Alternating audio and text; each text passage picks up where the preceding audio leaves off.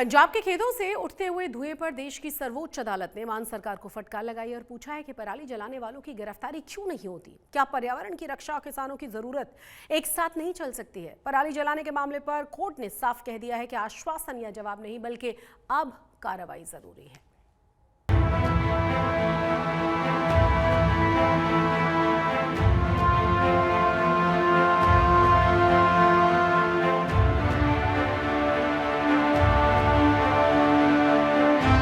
किसान हमारे अन्नदाता हैं, लेकिन क्या उन्हें पर्यावरण के कानून से ऊपर रखा जा सकता है?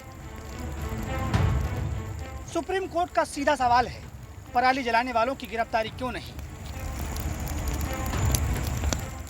पराली यानी जलता खेत और दम घोटता शहर। दिल्ली एनसीआर हर साल इस धुएं के साए में घुटता है, लेकिन सवाल वही है, समाधान कहाँ है? यही वजह है कि दिल्ली एनसीआर में हर साल ठंड से पहले बढ़ते वायु प्रदूषण पर सुप्रीम कोर्ट ने एक बार फिर सख्ती दिखाई है। इस बार सुप्रीम कोर्ट ने मान सरकार को फटकार लगाई है, क्योंकि पंजाब में सबसे ज्यादा पराली जलाई जाती है, जिसका खामियाजा दिल्ली एनसीआर को भुगतना पड़ता है। पंजाब में पराली जलाने को लेकर सीजीआई बीआर गवई और जस्टिस के विनोद चंद्रन की बेंच मामले की सुनवाई कर रही थी। पंजाब सरकार की तरफ से राहुल मेहरा पेश हुए, वहीं न्यायमित्र अपराजिता सिंह ने इस मामले में दलीलें पेश की। इस दौरान कोर्ट ने पंजाब सरकार पर सीधा निशाना साधते हुए पूछा कि पराली जलाने वालों पर सख्त कार्रवाई क्यों नहीं की जाती? कुछ लोग जेल जाएंगे तभी शायद रुकेंगे। हालांकि कोर्ट ने कहा कि किसान जरूरी है, लेकिन इसका ये मतलब नहीं है कि पर्यावरण को न बचाया जाए। कोर्ट के सवाल पर पंजाब सरकार की तरफ से पेश हुए राहुल मेहरा ने जवाब दिया और बताया कि राज्य सरकार काम कर रही है। पिछले साल पराली जलाने की घटनाएं कम हुई हैं और इस साल और कमी आएगी। पिछले 3 सालों में स्थिति सुधरी है। वहीं न्यायमित्र अपराजिता सिंह ने दलील देते हुए बताया कि मशीनें और प्रोत्साहन देने के बावजूद खास फर्क नहीं पड़ा। किसान कहते हैं कि जब खेत के ऊपर से सैटेलाइट नहीं गुजरते हैं तो उन्हें पराली जलाने की छूट मिल जाती है। साल 2018 से कोर्ट आदेश दे रहा है, लेकिन राज्य मजबूरी दिखाते हैं। इस बीच कोर्ट ने सख्ती दिखाई और कहा कि अगर राज्य कार्रवाई नहीं करेगा तो कोर्ट आदेश देगा। पराली जलाने पर सख्त कदम जरूरी है। वहीं सरकार की तरफ से पेश हुए राहुल मेहरा ने कोर्ट को बताया कि गिरफ्तारियां पहले भी हुई, लेकिन अधिकतर छोटे किसान हैं। उन्हें जेल भेजने से परिवारों पर बुरा असर होगा।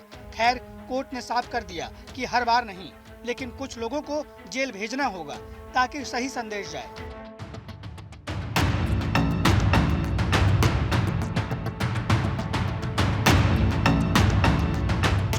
कोर्ट में पंजाब सरकार ने पराली जलाने के मामलों में कमी बताने की बात कही है और आंकड़े इस बात की तस्दीक करते हैं। आंकड़ों पर नजर डालें तो पंजाब में 2022 में 49,900 पराली जलाने के मामले सामने आए थे, जबकि 2023 में ये मामले घटकर 36,600 पर पहुंच गए थे।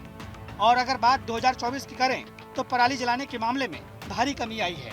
2024 में महज 10,881 मामले सामने आए हैं। दिल्ली एनसीआर में हर साल सर्दी में प्रदूषण का स्तर खतरनाक होता है। बच्चे, बुजुर्ग और बीमार लोग सबसे ज्यादा प्रभावित होते हैं। नौबत यहाँ तक आ जाती है कि राजधानी में कंस्ट्रक्शन पर भी रोक लगा दी जाती है।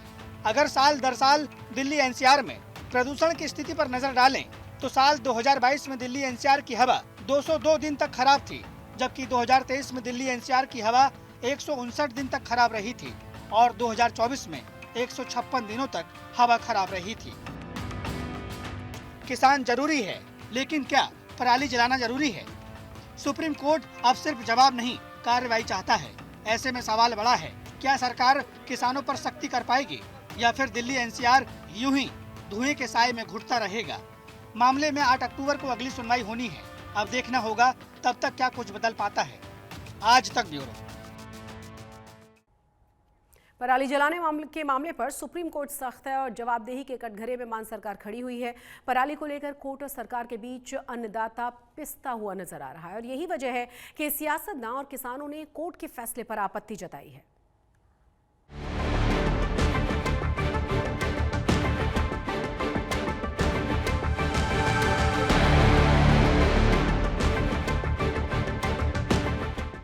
पंजाब के खेतों से उठता धुआं अब देश की सबसे बड़ी अदालत तक पहुंच चुका है। सुप्रीम कोर्ट ने पराली जलाने के मसले पर पंजाब सरकार को जमकर फटकार लगाई है। अदालत ने साफ कहा है, अब सिर्फ आश्वासन या जवाब नहीं, कार्रवाई चाहिए। कोर्ट का आदेश आया तो सियासी गलियारों में भी धुआं नजर आया। पंजाब सरकार में मंत्री बलजीत कौर ने कोर्ट के फैसले को गलत ठहराया और इसे किसानों को टारगेट करने वाला फैसला करार दिया।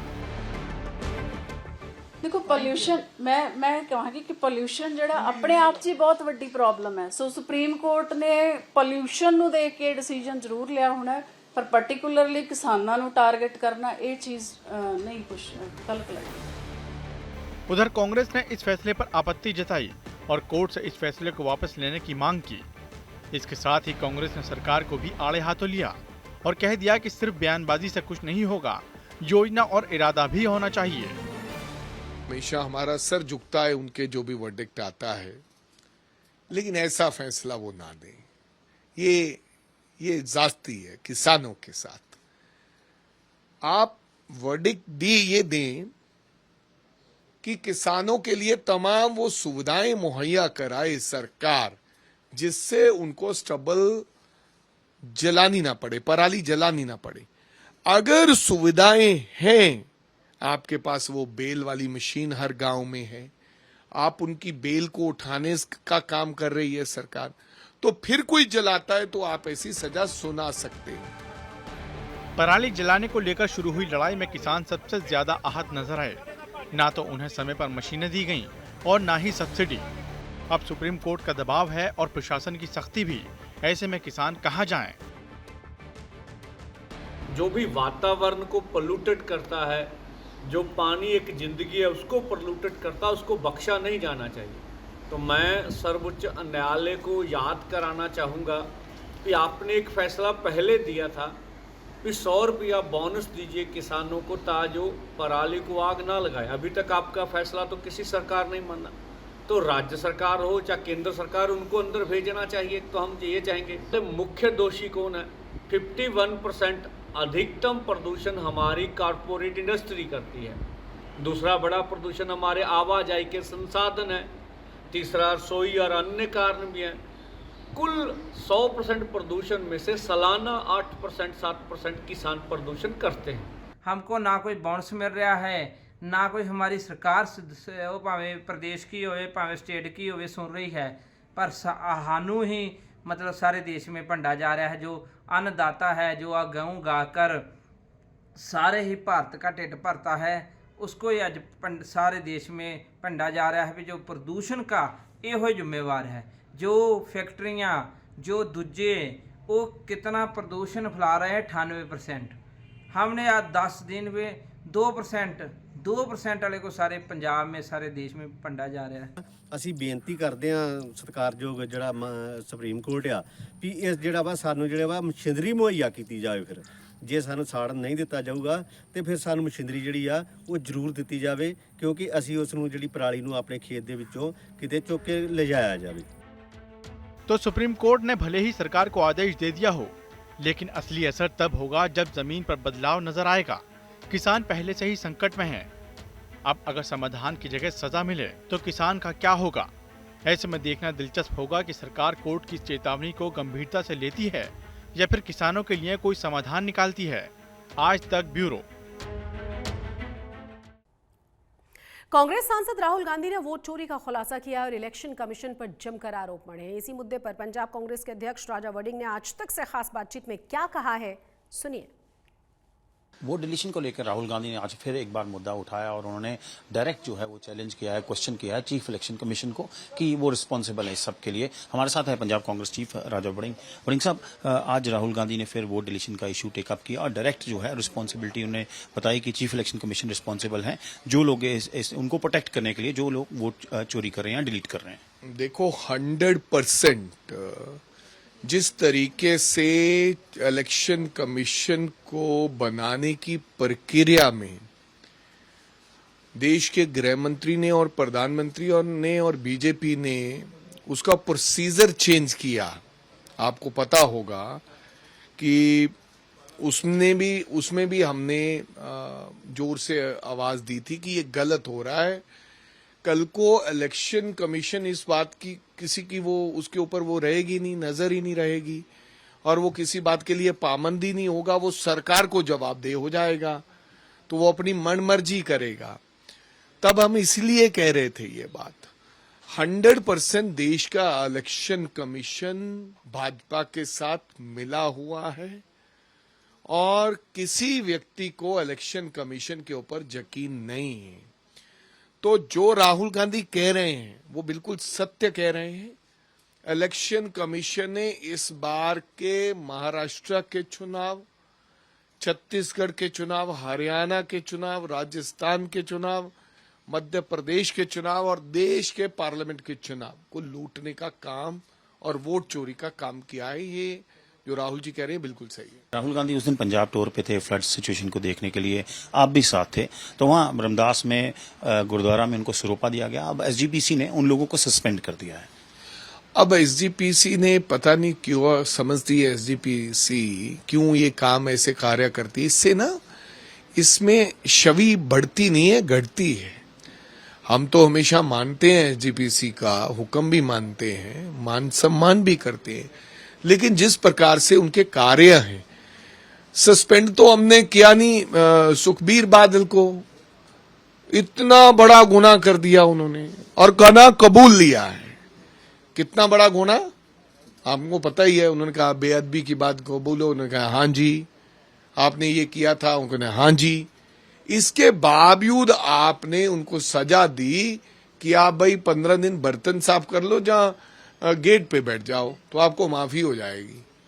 आप शेख देते ना उनको, आप मना कर देते कि 25 साल 15 साल आप चुनाव नहीं लड़ सकोगे। तो आपने एक ग्रंथी बेचारे ने जो गुरु की महिमा करता है, गुरु की वहां रहता है, अगर उन्होंने क्योंकि अरदास कराई थी राहुल जी ने पंजाबियों के लिए, तो भावक होकर अगर सिरोपा दे दिया है तो आपने उनको सस्पेंड कर दिया। ये कोई पंजाब पुलिस थोड़ी है कि आपने सस्पेंड कर दिया है।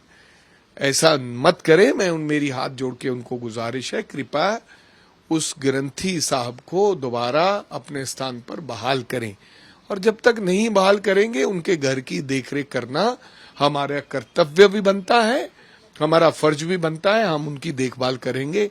ऐसा नहीं है कि उनको सस्पेंड कर दोगे तो उनका आपका घर चूल्हा बंद कर दोगे। हम उनके साथ खड़े रहेंगे। सो ये थे पंजाब कांग्रेस चीफ अमरिंदर सिंह राजा वड़िंग, जिन्होंने कैटेगोरिकली कहा कि डेफिनेटली क्वेश्चंस रेज होते हैं इलेक्शन कमीशन पे, जिस तरह राहुल गांधी ने आरोप लगाया है कि वोट डिलीशन हो रही है। प्लस उन्होंने बोला कि जो एसजीपीसी ने सस्पेंशन की है उन लोगों की जिन्होंने सिरोपा दिया राहुल गांधी को, वो बहुत गलत है। चंडीगढ़ से कैमरा पर्सन अमन के साथ असीम वसी, आज तक। मनाली विधानसभा दौरे पर पहुंचे सांसद कंगना रनौत को पतली कूहल इलाके में यूथ कांग्रेस के कार्यकर्ताओं के विरोध का सामना करना पड़ा। कंगना रनौत यहां पर बाढ़ क्षतिग्रस्त इलाके में जायजा लेने के लिए पहुंची थी और इसी दौरान कांग्रेस कार्यकर्ताओं ने काले झंडे दिखाए, कंगना गो बैक के नारे भी लगाए गए। इस दौरान बीजेपी और कांग्रेस के कार्यकर्ताओं के बीच जमकर धक्का मुक्की भी देखी गई। हालांकि पुलिस ने मोर्चा संभालते हुए 3 प्रदर्शनकारियों को हिरासत में ले लिया है। कांग्रेस नेता राहुल गांधी को सिरोपा देने का विवाद अब दिन ब दिन तूल पकड़ता जा रहा है। राहुल गांधी को सिरोपा देने वाले सेवादारों पर एसजीपीसी ने बड़ी कार्रवाई करते हुए उन्हें पद से हटा दिया, जिसे लेकर अब कांग्रेस के नेताओं ने भी एसजीपीसी की इस कार्रवाई को गलत करार दिया। अब इस पूरे विवाद में एसजीपीसी ने क्या उनके प्रोटोकॉल्स हैं और कौन कौन से लोग इस सम्मान के अधिकार में आते हैं। एसजीपीसी के पूर्व जनरल सेक्रेटरी गुरुचरण सिंह ग्रेवाल ने गुरुद्वारा प्रबंधक कमेटी की इस कार्रवाई को सही ठहराया है और उन्होंने कहा है कि कांग्रेस के नेता इस सम्मान के हकदार नहीं हैं। जो सिखों के मन में राहुल का नज़रिया है, क्योंकि इंदिरा गांधी ने, उसके पहले नेहरू ने, जहां राजीव गांधी ने जो को सिखों के साथ किया है, 84 में दरबार साहब में हमला किया और 84 नवंबर में सिखों को मारा गया। देश में इतना बेरहमी से मारा गया कि जो कुछ किया गया आपको सारा सभी कुछ मालूम है। पर फिर भी उसने यही बोला कि बड़ा दरख्त गिरता धरती हिलती है। सिखों के कत्ल को जस्टिफाई किया। और आज राहुल गांधी, ठीक है तब समय बच्चा था, ये एक बात अलग है, लेकिन वो उन साथियों को साथ चलता है, साथियों को साथ लेके चलता है। कमलनाथ है, जगदीश टाइटर है, जहाँ और भी हैं, वो उनके साथ में बगल में रहते हैं, उसके एडवाइज़र हैं। तो हम सिखों के मन में यही रोष है कि अगर उसके मन में ये है कि उन्होंने गलत किया है तो उसको बोलना चाहिए। वो बोल नहीं रहा, वो अपनी उसकी राजनीति है, हमको इसमें कोई मुताजगी नहीं है। सो इसलिए दोनों बातों को लेकर एसजीपीसी ने सिख भावनाओं और जो प्रबंध में कोताही की गई है उसके लिए उनको दंडित किया गया। पंजाब में बाढ़ ने भारी तबाही मचाई है। हालांकि अब बाढ़ का पानी उतर चुका है और इसी बीच केंद्रीय मंत्री जितेंद्र सिंह पठानकोट पहुंचे हैं, जहां उन्होंने सुजानपुर गांव का निरीक्षण किया और बाढ़ पीड़ित लोगों से मुलाकात भी की। इस दौरान मंत्री जितेंद्र सिंह लोगों को आश्वस्त भी करते नजर आए कि मदद के लिए कोशिशें लगातार जारी हैं, हर किसी को मुआवजा दिया जाएगा। ਇੱਥੇ ਜਿਹੜੀਆਂ ਦੁਕਾਨਾਂ ਦਾ ਗੁਡਾਨਾ ਦਾ ਹੋਇਆ, ਮੈਂ ਤੁਹਾਡੇ ਵੱਲੋਂ ਤੁਹਾਡੇ ਥਰੂ ਮੇਰੀ ਇਹ ਦਰਖਾਸਤ ਹੈ ਕਿ ਇੱਥੇ ਜਿਹੜੇ ਮਾਲਕ ਨੇ ਉਹ ਵੀ ਆਪਣੀਆਂ ਫਰਿਸ਼ਤਾਂ ਬਣਾਉਣ। ਸੁਜਾਨਪੁਰ ਕਮੇਟੀ ਦਫ਼ਤਰ ਵਿੱਚ ਇਹਨਾਂ ਨੇ ਅਫਸਰ ਬਿਠਾਏ ਹੋਏ ਨੇ, ਉਹਨਾਂ ਕੋਲ ਜਾ ਕੇ ਆਪਣੀਆਂ ਫਰਿਸ਼ਤਾਂ ਦੇਣ। ਫਿਰ ਜਿਹੜੇ ਡੀਸੀ ਸਾਹਿਬ ਫਰਿਸ਼ਤਾਂ ਬਣਾਉਣਗੇ ਲਿਸਟਾਂ, ਉਹਦੇ ਨਾਲ ਉਹ ਟੈਲੀ ਕਰਵਾਉਣ। ਜੇ ਉਹਨਾਂ ਨੂੰ ਕੋਈ ਸ਼ੱਕ ਸ਼ੁਬਾ ਹੈ ਤਾਂ ਫਿਰ ਗੱਲ ਕਰੋ। ਯਾਨੀ ਸਾਡਾ ਕਹਿਣ ਦਾ ਮਤਲਬ ਇਹ ਹੈ ਕਿ ਜਿੰਨਾ ਜ਼ਿਆਦਾ ਮੁਆਵਜ਼ਾ ਹੋ ਸਕੇਗਾ, ਜਿੰਨਾ ਅਸੀਂ ਜਸਟੀਫਾਈ ਕਰ ਸਕਾਂਗੇ ਉਹਨਾਂ ਮਿਲੇ, ਔਰ ਉਹਦੀ ਦੁਬਾਰਾ ਦੁਕਾਨਾਂ ਦੀ ਮੁਰੰਮਤ, ਉਹਨਾਂ ਦੀ ਤਾਮੀਰ ਵੀ ਹੋਵੇ ਤੇ ਨਾਲ ਜਿਹੜਾ ਸਮਾਨ ਗਿਆ ਉਹਦਾ ਵੀ ਮੁਆਵਜ਼ਾ ਮਿਲੇ। अमृतसर पुलिस ने नशा तस्करी के खिलाफ बड़ी सफलता हासिल करते हुए सरकारी टीचर समेत 6 नशा तस्करों को गिरफ्तार किया।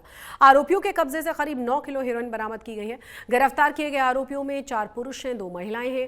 अमृतसर पुलिस कमिश्नर गुरप्रीत भुल्लर ने प्रेस कॉन्फ्रेंस में बताया कि गिरफ्तार महिलाओं में एक सरकारी टीचर भी है। पुलिस की जांच में खुलासा यह हुआ है कि सभी तस्कर विदेश में बैठे हरप्रीत सिंह और हैप्पी जट के संपर्क में थे और सोशल मीडिया के जरिए पाकिस्तान से हेरोइन मंगवाकर अपना नेटवर्क चला रहे थे।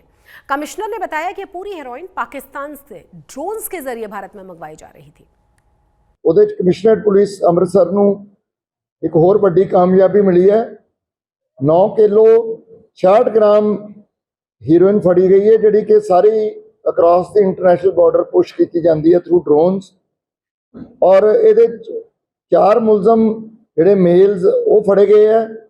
ਔਰ ਇਹ 'ਚ ਬੜਾ ਇੰਟਰਸਟਿੰਗ ਗੱਲ ਹੈ ਕਿ 2 ਜਿਹੜਾ ਇੱਕ ਟੋਟਲੀ ਨੈਟਵਰਕ ਜਾਂ ਕਾਰਟਲ ਸਮਝ ਲਓ, ਉਹ ਲੇਡੀਜ਼ ਆਪਰੇਟਡ ਹੀ ਹੈ। 2 ਲੇਡੀਜ਼ ਫੜੀਆਂ ਗਈਆਂ, ਜਿਨ੍ਹਾਂ 'ਚ ਇੱਕ ਪ੍ਰਾਇਮਰੀ ਸਕੂਲ ਟੀਚਰ ਵੀ ਹੈ।